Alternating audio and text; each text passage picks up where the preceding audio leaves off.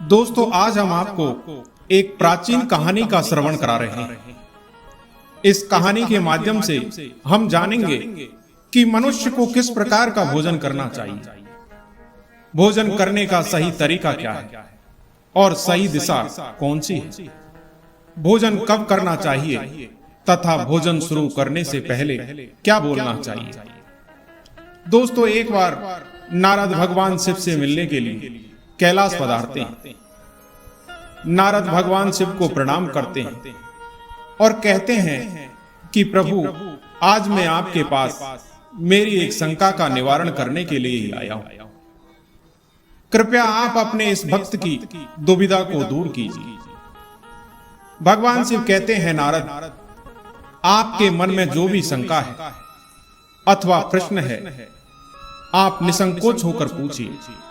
मैं आपकी शंका का निवारण अवश्य करूंगा। नारद कहते हैं, प्रभु, आज मेरी यही जानने की इच्छा है कि मनुष्य को किस प्रकार का भोजन करना चाहिए, किस प्रकार का भोजन मनुष्य की आयु बढ़ाने वाला होता है और किस प्रकार का भोजन मनुष्य की आयु कम करने वाला होता है। भगवान शिव कहते हैं, नारद, इस विषय से संबंधित एक प्राचीन इतिहास है जो मैं आपको सुनाता हूं। त्रेता युग में यह कथा महर्षि अगस्त्य ने भगवान श्री राम को सुनाई थी। इस प्राचीन कथा के माध्यम से आपको आपके सभी प्रश्नों के उत्तर मिल जाएंगे, इसलिए आप इस कथा को ध्यान से पूरा अवश्य सुने और इसका प्रचार करें। जो भी इस कथा का श्रवण करता है उसके समस्त पापों का नाश होता है।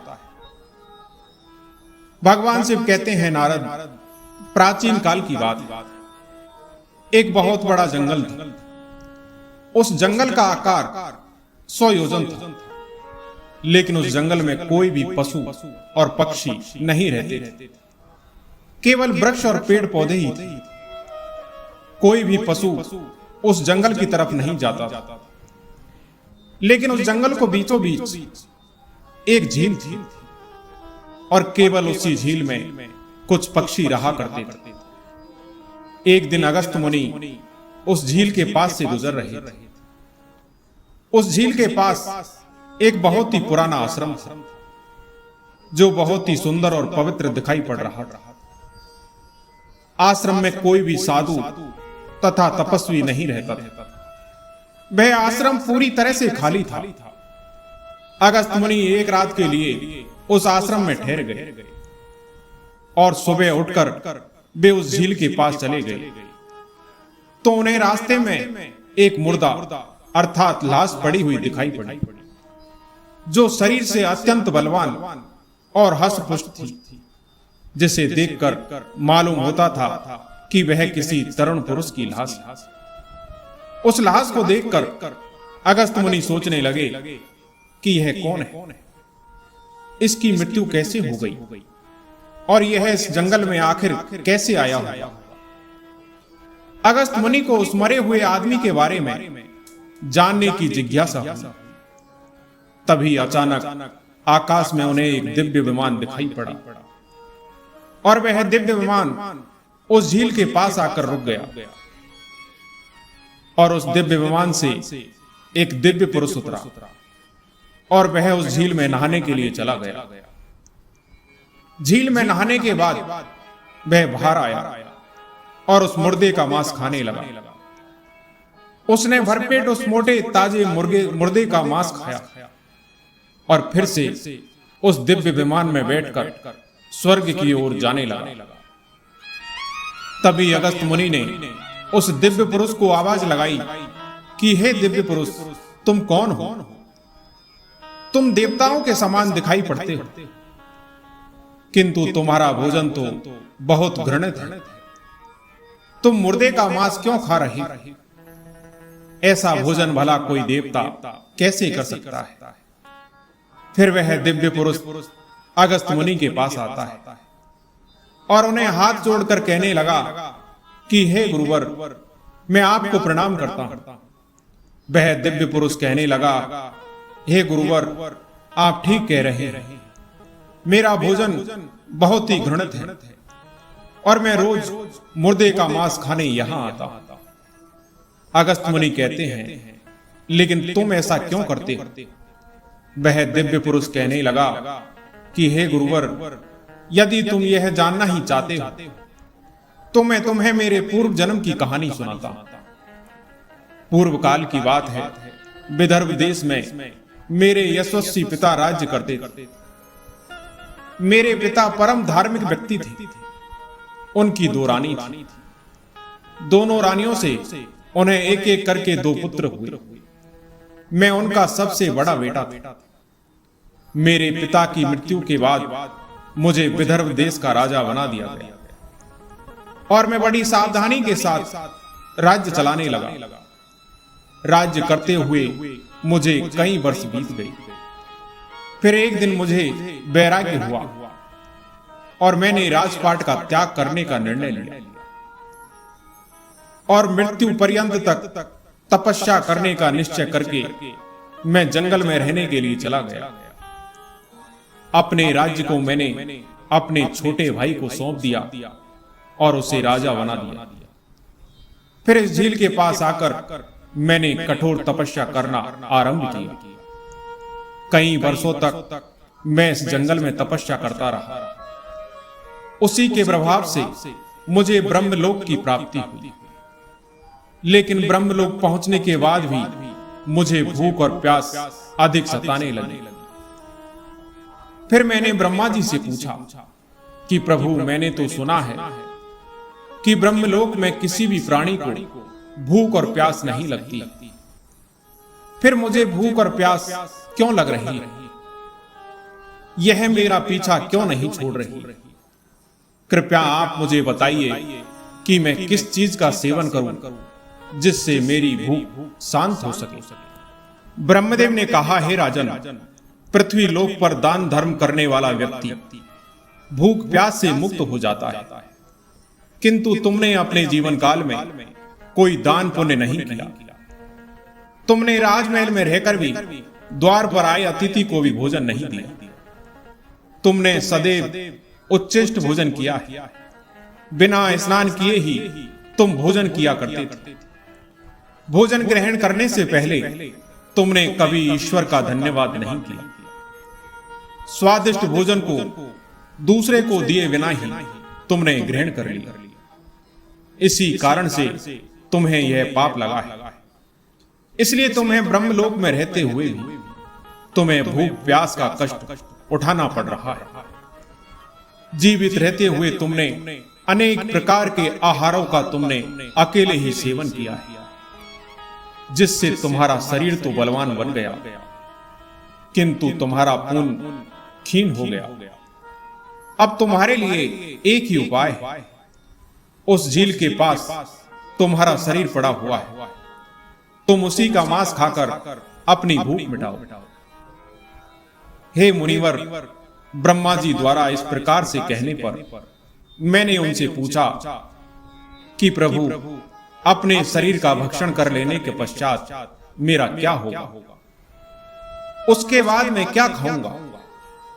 मेरे खाने के लिए कुछ भी शेष नहीं रहेगा। कृपया कुछ ऐसा भोजन बताएं जिसका भक्षण कर लेने पर भूख मिट जाए और जो कभी खत्म ना हो। तब ब्रह्मदेव कहते हैं कि मैंने तुम्हारा शरीर ही अक्षय बना दिया है। उसे तुम रोज खाओगे, फिर भी वह समाप्त नहीं होगा। वह दूसरे दिन फिर से ताजा हो जाएगा। इस मृत शरीर के अंग फिर से उग जाएंगे और उन्हें तुम फिर खा सकोगे।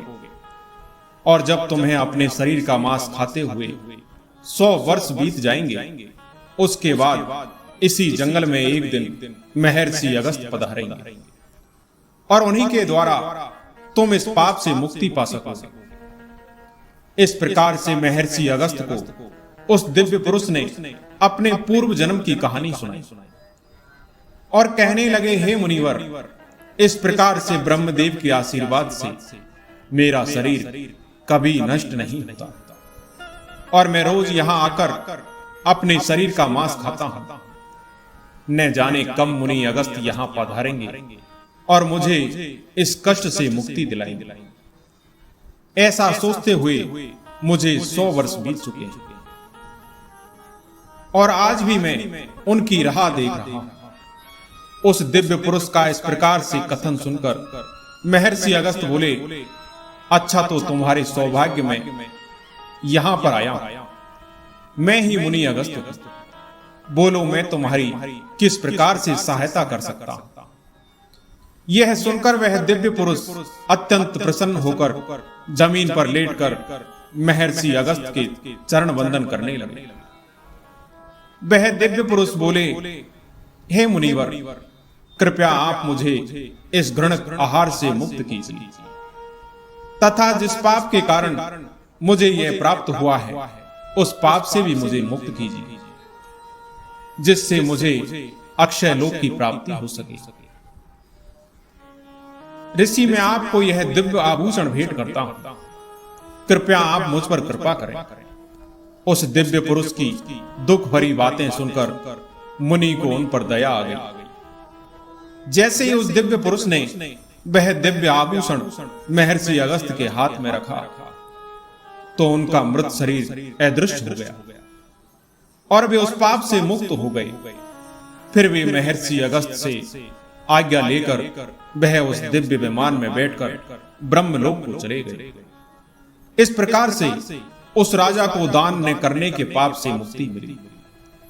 भगवान शिव कहते हैं, नारद, इस प्रकार से उचित भोजन न करने के कारण ही विदर्भ देश के राजा को ब्रह्मलोक में रहने पर भी तृप्ति नहीं मिली और उन्हें पृथ्वी लोक पर आकर स्वयं का ही मांस खाना पड़ा। भगवान शिव कहते हैं, नारद, अब मैं तुम्हें भोजन के नियम बताता हूं, आप इसे ध्यान से सुनिए। भोजन शुरू करने से पहले थोड़ा सा अन्न भूमि पर रखना चाहिए ताकि देवता, पशु, पक्षी तथा प्रेत पिशाच जो अपने कर्म बंधन से बंधे हुए हैं उन सभी को अन्न की प्राप्ति हो सके। यदि भोजन करते समय कोई अतिथि आ जाए तो उसका स्वागत करें और उसे आसन देकर प्रणाम करके उसका सत्कार करें। फिर उसे श्रद्धा पूर्वक भोजन कराकर विदा करें, क्योंकि जिसके घर से अतिथि निराश होकर लौट जाता है उसे वह अपने पाप देकर उसके शुभ कर्मों को ले जाता है। भगवान शिव कहते हैं, नारद, मनुष्य को पिता के घर में रहने वाली विवाहित कन्या, दुखिया और गर्भ धारण की हुई स्त्री तथा वृद्ध को भोजन कराने के बाद ही भोजन करना चाहिए। इन सभी को भोजन कराए बिना जो स्वयं भोजन ग्रहण करता है उसका भोजन पाप में बन जाता है। ऐसा व्यक्ति नरक का भागी बन जाता है। जो स्नान किए बिना ही भोजन करता है उसका भोजन मल भक्षण के समान हो जाता है। जो बालक एवं वृद्ध के हिस्से का भोजन करता है उसका भोजन भिष्टा के समान हो जाता है और जो बिना दान किए ही भोजन ग्रहण करता है उसका भोजन विष के समान बन जाता है। मनुष्य को कभी भी दुराचारी व्यक्ति द्वारा दिया गया अथवा दूसरों द्वारा अपमानित करके दिया गया भोजन कभी भी ग्रहण नहीं करना चाहिए। मनुष्य को चाहिए कि परोसे हुए भोजन का अग्रभाग अग्नि को देकर ही भोजन करना चाहिए। भोजन को एकाग्रचित होकर करना चाहिए। प्रथम मीठा, फिर लवण और खट्टा और अंत में कटु एवं तीखे पदार्थ का सेवन करें। पहले 3 निवाला मौन होकर ग्रहण करने चाहिए। ऐसा करने से व्यक्ति के सभी पाप कर्म तुरंत नष्ट हो जाते हैं और भगवान की कृपा से उसे जीवन भर कभी अन्न की कमी महसूस नहीं होती। भगवान शिव कहते हैं, नारद, पूर्व दिशा में बैठकर भोजन करने से व्यक्ति रोगों से और मानसिक तनाव से मुक्त हो जाता है। बीमार बुजुर्गों को पूर्व की ओर मुख करके भोजन कराना चाहिए। इससे उनके स्वास्थ्य में सुधार होता है, क्योंकि पूर्व दिशा उगते हुए सूर्य की दिशा है और सूर्य देव बल, आरोग्य तथा दीर्घायु प्रदान करते हैं। विद्या की अभिलाषा रखने वाले मनुष्य को उत्तर दिशा की ओर मुख करके भोजन ग्रहण करना चाहिए। यह दिशा देवी सरस्वती की दिशा है। ध्यान रहे दक्षिण दिशा की ओर मुख करके भोजन न करें। यह मनुष्य की दिशा होती है। इस दिशा में मुख करके भोजन करने से आयु कम होती है। टूटे फूटे बर्तनों में भोजन नहीं करना चाहिए। यह दुर्भाग्य को निमंत्रण देता है। भोजन हमेशा स्वच्छ थाली में ही करने चाहिए। गंदी थाली में भोजन करने से जीवन में दुर्भाग्य आता है। एकादशी के दिन तामसिक अन्न का सेवन न करें। जो मनुष्य एकादशी के दिन तामसिक अन्न अर्थात मांस का सेवन करता है, लक्ष्मी उसे छोड़कर चली जाती है। भोजन का अपव्यय करना अनर्थ माना गया है। इसलिए थाली में जितना आवश्यक हो उतना ही भोजन ले। अगर कोई व्यक्ति साथ में भोजन कर रहा हो तो उसका भोजन समाप्त होने तक उठकर नहीं जाना चाहिए। इससे पितृदेव नाराज हो जाते हैं।